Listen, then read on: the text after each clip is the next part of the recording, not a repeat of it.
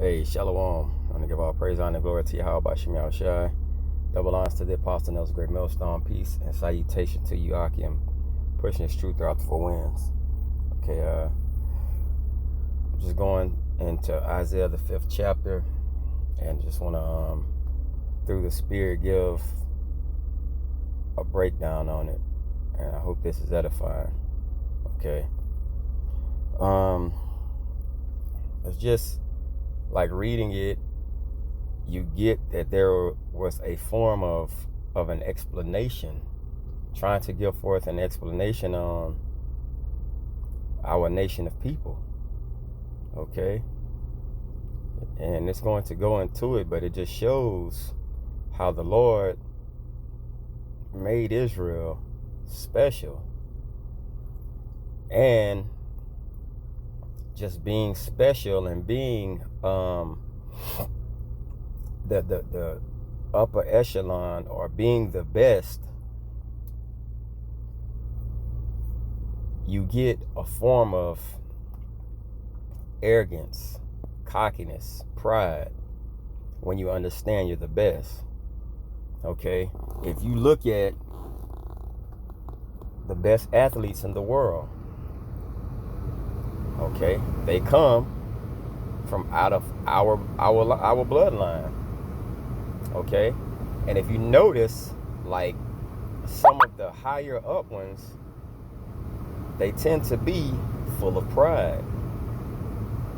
Okay? You seen it with Deontay Wilder. You see it with Floyd Mayweather. Okay? And it's rare, because when you get that type of fame, that you just don't act out. All right? It's called humility. A lot of people don't have humility. Okay? So this is Isaiah 5.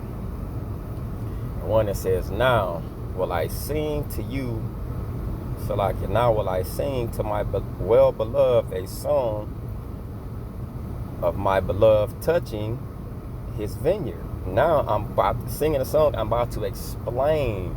I'm about to go into detail on the music that was made when I made the children of Israel.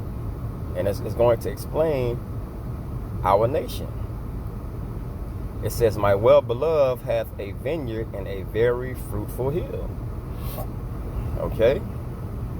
A vineyard, that's vines. That's to bring forth grapes. That's to bring forth fruit. But just watch how special these vines are. It says, "And he fenced it." So there, right there, this special vine had protection. Okay? It says, "And gathered out of the stones thereof, and planted it with the choicest vines, and built a tower in the midst of it, and also made a winepress therein. And he looked that it should bring forth grapes." So the setup was on the richest soil with protection around it, that these people that he set up, the chosen, should bring forth good things. Okay? And he says, "And it brought forth wild grapes. And now, O inhabitants of Jerusalem and men of Judah, judge, I pray you, betwixt me and my vineyard. What could have been done more to my vineyard?" Now it's a question. What more could I have done? I put it in the best soil. I built a wine press for when it brought fruit forth, that it will multiply and it will be beneficial. Okay? What more could I have done? I put the best things there. It was decorated properly. Everything was put where it needed to be put in a perfect way. Okay? It says, what could have been done more to my vineyard that I have not done in it? The best soil, rain, water, light. Okay? It says,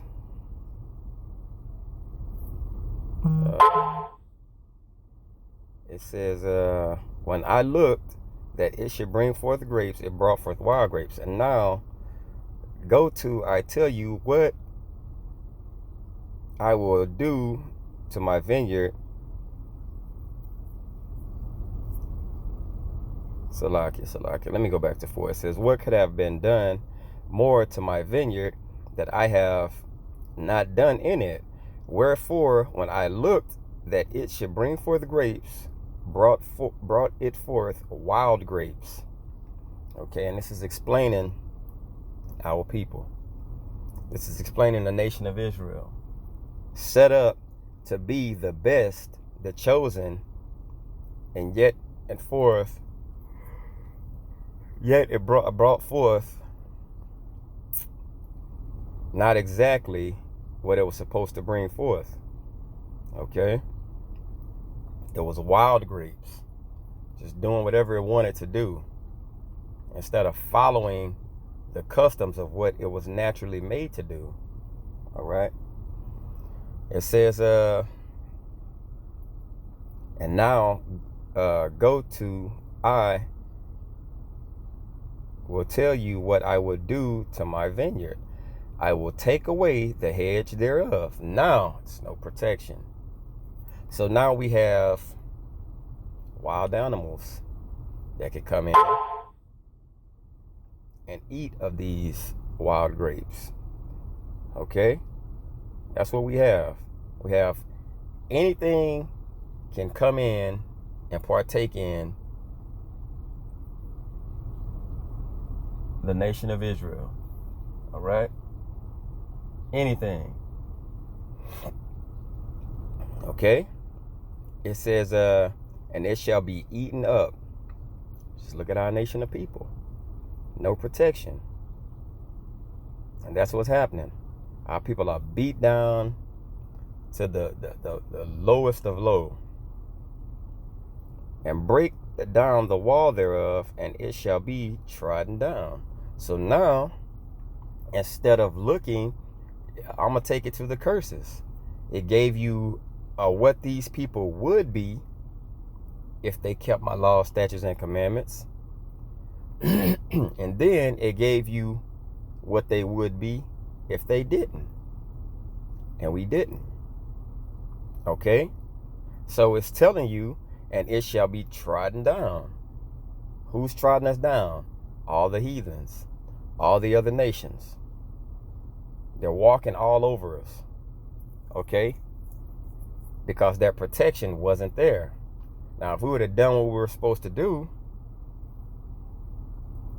it would have been perfect. Okay? Everything would have been perfect. But we see that's not the case. So that's why it's a room for questioning. What could I have done differently? And we understand today that niggas are going to be niggas, bruh. As sickening as it is, niggas are going to be niggas. All right? It says, and I will lay it waste, and it shall not be pruned. I'm not going to keep Israel up.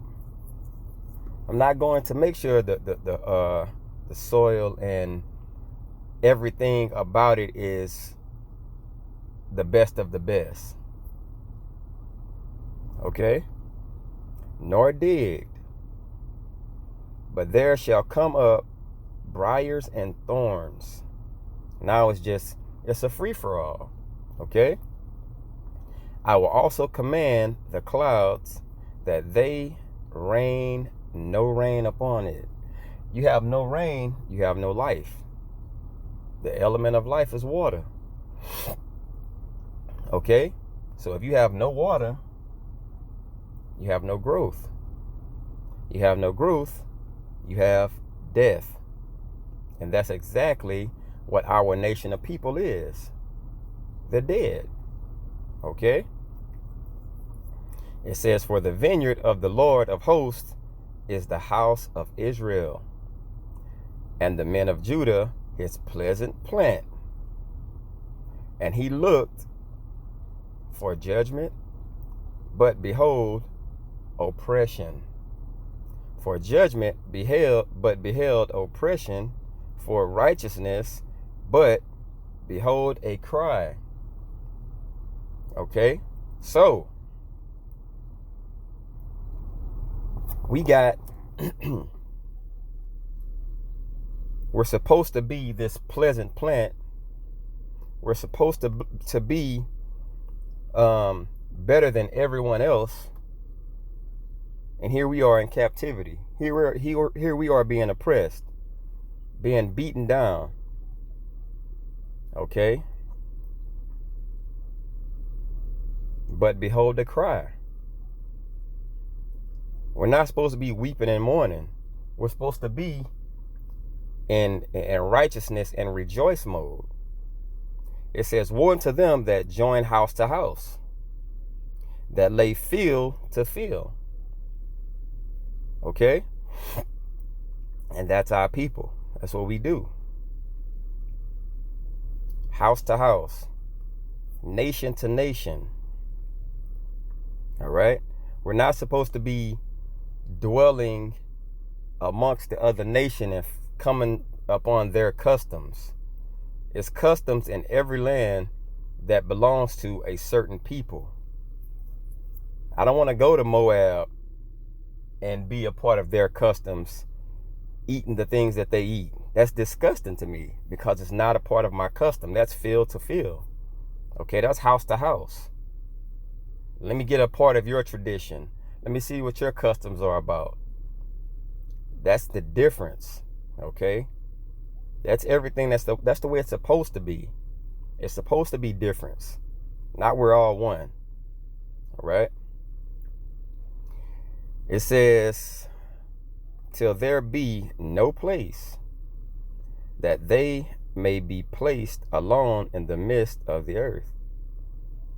And mine ears, said the Lord of hosts, of a truth many houses shall be desolate, even great and fair without inhabitant. Okay? So, many houses shall be desolate. So that even the great men, even the men that were the leaders that spoke against Israel going off. Okay? The good suffers with the bad also. All right? And that's just a cost, and that's how the Lord deals. When he deals with nations. He just don't deal with individual people. He deals with nations. All right? When he had set the plagues on Egypt, the firstborn died. He didn't do that to just Pharaoh. He did that to all the Egyptians, those people. That plague hit those people. Okay? So the concept of the Most High punishing individuals, it's a nation thing. You know what I'm saying? The Lord punishes whole nations. So you have Edomites that's going to basically, the nation is going to pay, not just one individual. All right?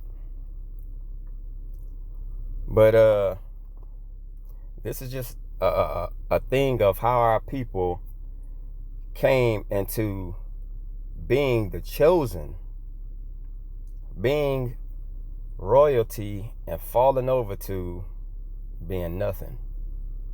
Okay? I want to give all praise, honor, and glory to Yahweh Shem Yahushai, double honor to Apostle Nelson, great millstone. Peace and blessing to y'all. I can push this truth throughout the four winds. Shalom.